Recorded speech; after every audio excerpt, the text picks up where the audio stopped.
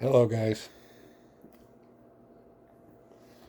I thought I've been having this prompting to tell my story, so to speak, with about my depression and my journey through healing.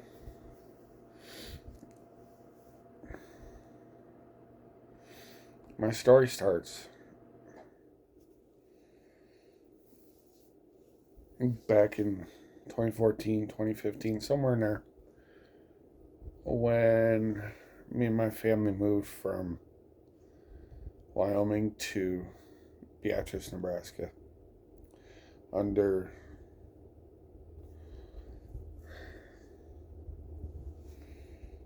under a prompting that I got from Heavenly Father. And for my family, this move was pretty rough.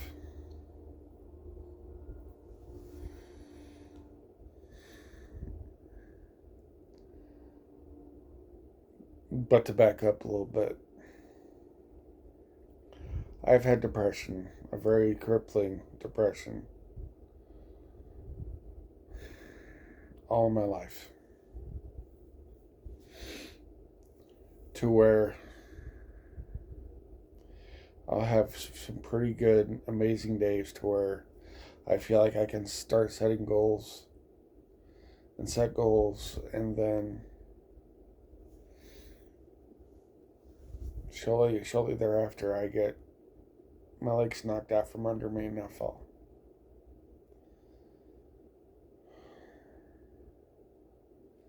But back when we moved to Beatrice, I had this really good job lined up.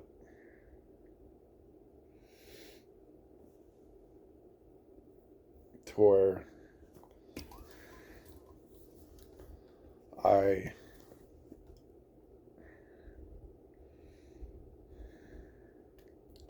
wouldn't be losing that much income.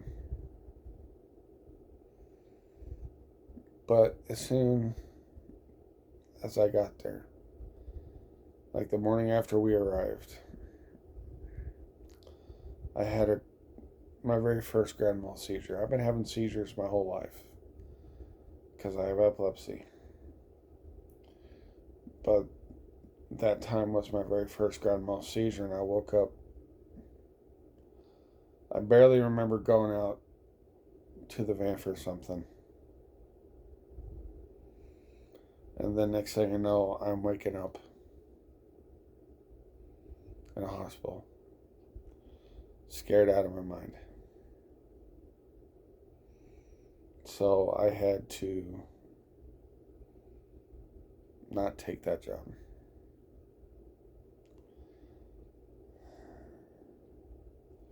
And under promptings from Heavenly Father and talking over with my wife,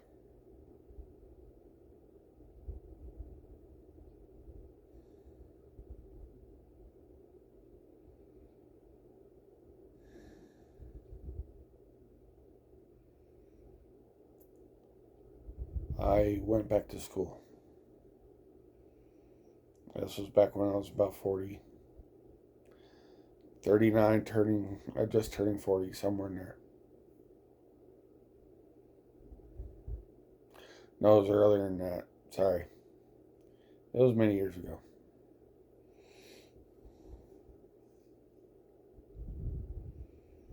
But anyway, that was a very humbling experience, but also a very embarrassing experience. So here I am, going back to school. Not only was I trying to better myself, but I was enduring a lot of criticism from classmates and some from my teachers.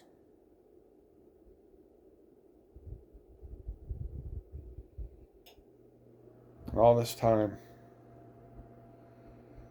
I was in a free fall with my depression. I was falling and I was falling. And I wouldn't hit bottom till many years later.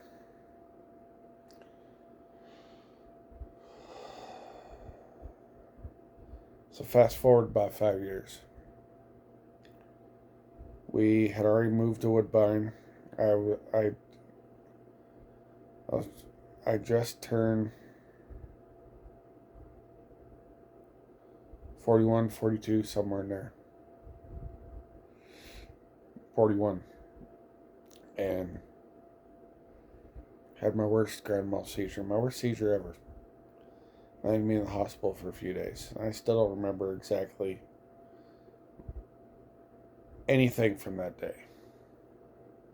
I don't.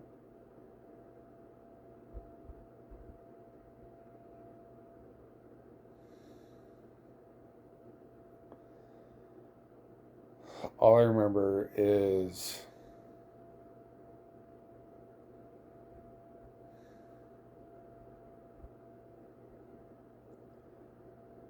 my wife going to the kitchen to make dinner because we had family over, fix my truck. Next thing you know, it's several hours later, and I'm waking up in the hospital surrounded by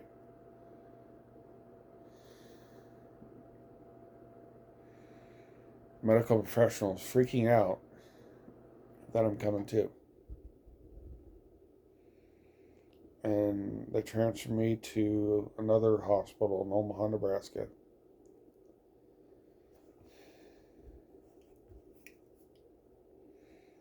All this time I was still crashing. Thoughts kept coming through my head. Thoughts or memories. Don't know.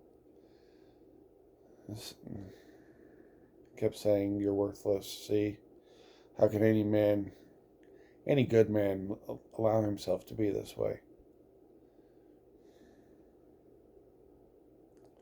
See, you can't even do what you need to do to make money anymore.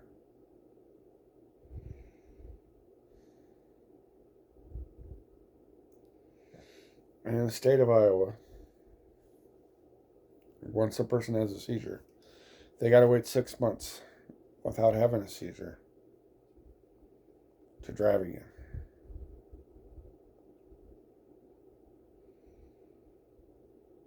So, fast forward a little bit. I got off of work one day in August.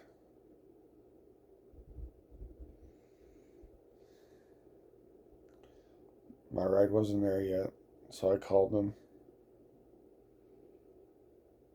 a few times. No answer. Called everybody I could think of to come give me a ride home. Either they were busy or they didn't answer. Even called my wife. She didn't answer. So, my boss even see me waiting. He didn't stop. None of my coworkers.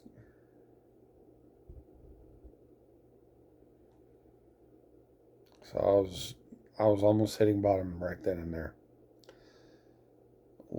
So I decided to walk home, and when I hit bottom, it was a train. I was walking along the Highway 30.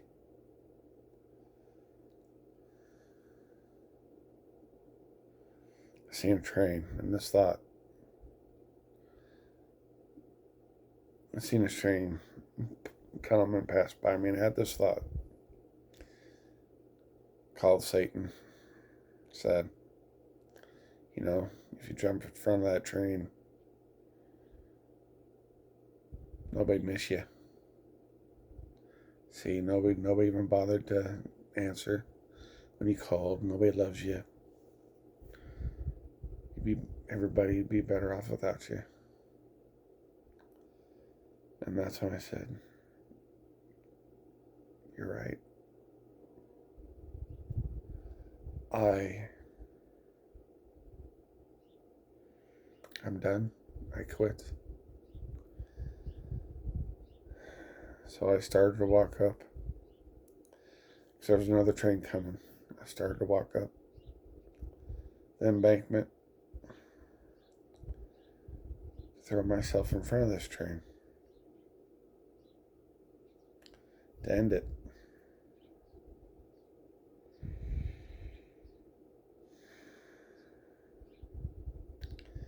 And I felt a hand right here on my chest stop me, right dead in my tracks.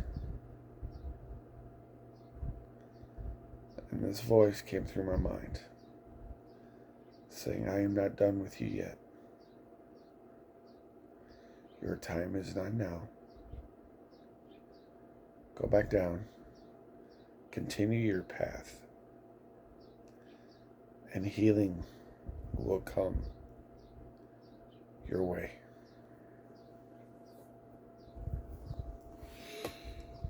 So, I walk back down. Start walking again. One of my coworkers pulled alongside the highway, waited for me to catch up. And she said, "You need a ride?" She lived right in the same town as I do. I said, "Thank you. That'd be great." And on the ride home, I decided that I needed to get help. So that's when I started my journey of healing, journey through healing, my essential climb out of hell, so to speak. So that's where I've been, in my own hell, suffering.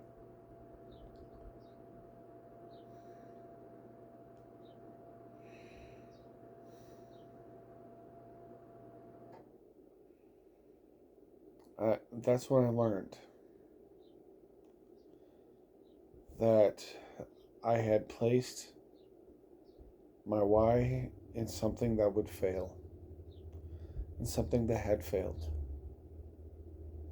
And I didn't place it in the one being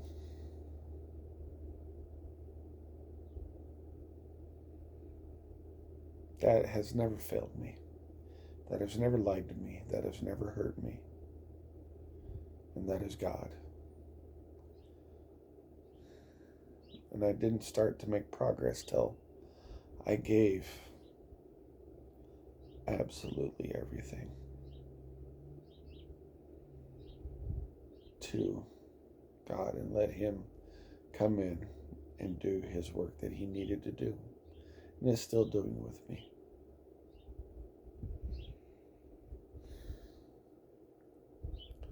When I started this process,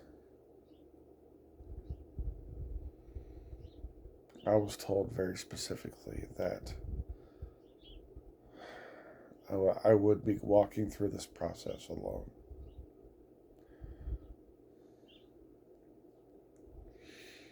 But I would have God by my side, carrying me, healing me, comforting me when needed.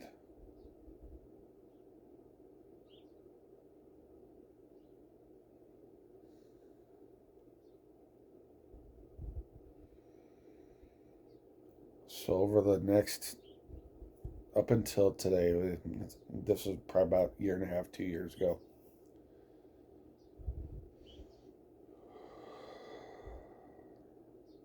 I've walked this path myself. I have done the work myself with the help of Heavenly Father. Has there been times when I needed a hug? A genuine hug? Yes. Have people been there to just be there with me? No.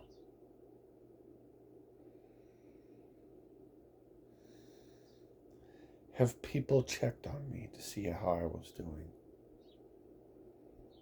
Only one person.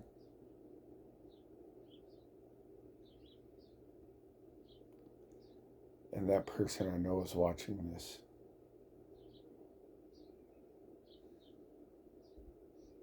To him, I say thank you.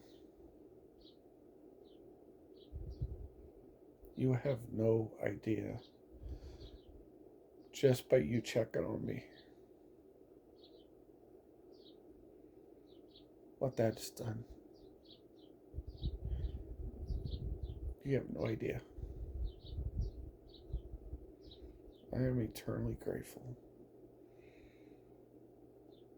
for you, to you, for checking on me all those times.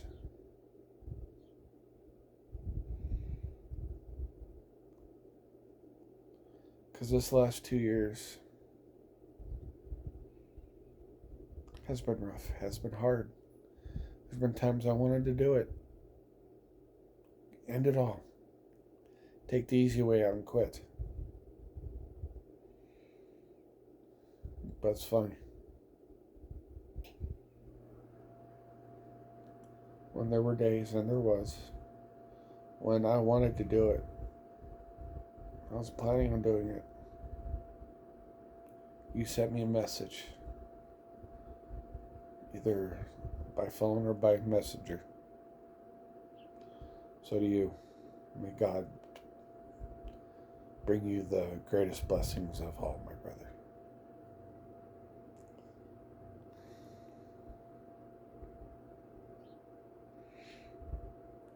And to those, and to the rest of you who are watching this, my message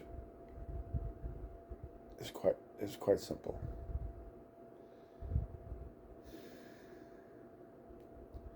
To those of you who have people in your life who suffer from this debilitating disease,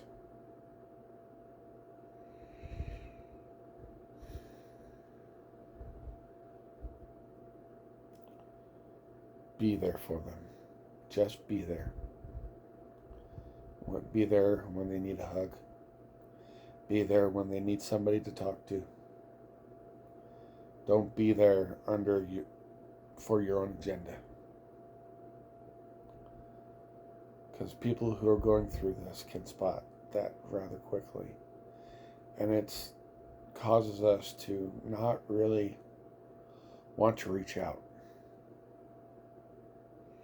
Because even to this day, do I have people in my life that say, you can talk to me anytime? Yes, I do. But do I feel that they will be truly there for me? Just let me vent and actually listen? No.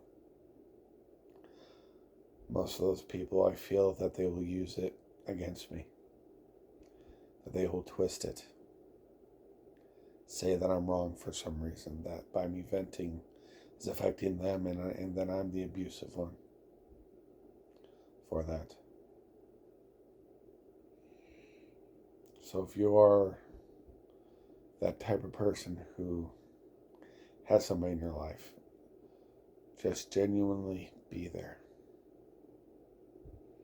If you see them all alone, looking off into space, go over to them. Sit down. Give them a hug, if they'll let you. Just be there. Allow them to talk.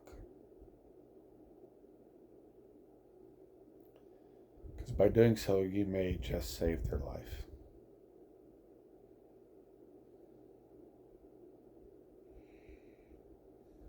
By doing so, you may help them realize that they are not alone.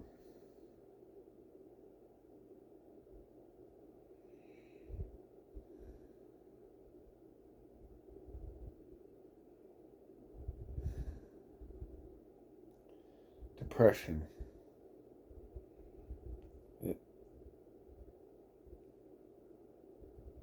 is the nation's true pandemic. There are so many people suffering from it. I've suffered from it I've had it from a very young age. And I'll probably have it to some degree for the rest of my life. But I know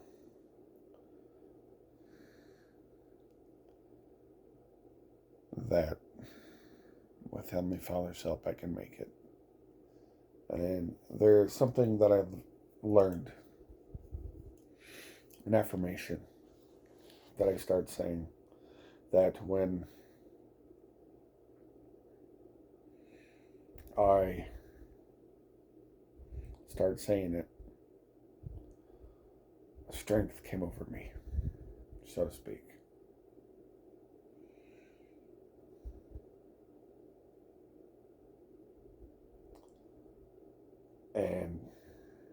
And that affirmation is I went to the mirror, I looked at myself,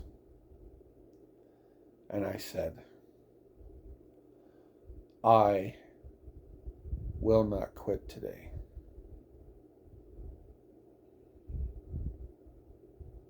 And then I went out and I gave that day everything I had. And I did it again the very next day, and I do it almost every day.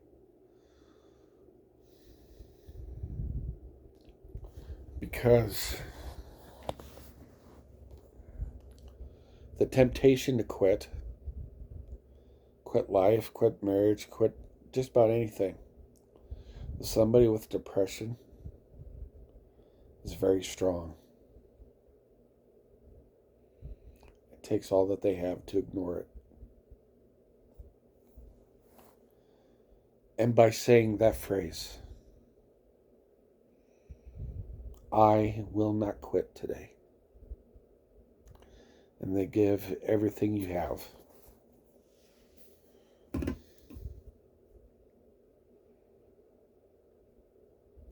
will allow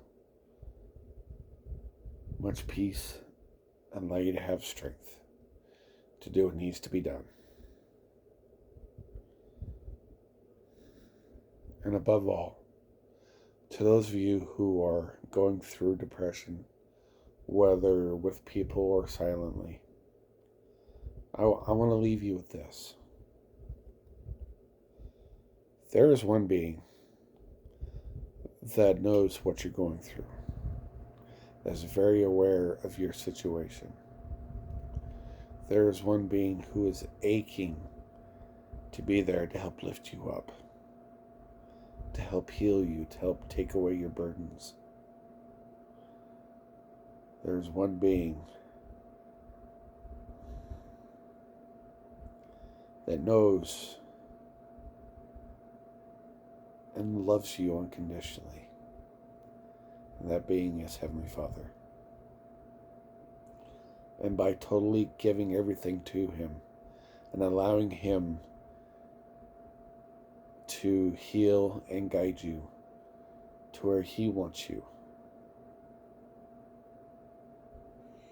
you'll see a lot of happiness and joy come to your face and life. I want to thank you for watching this long video.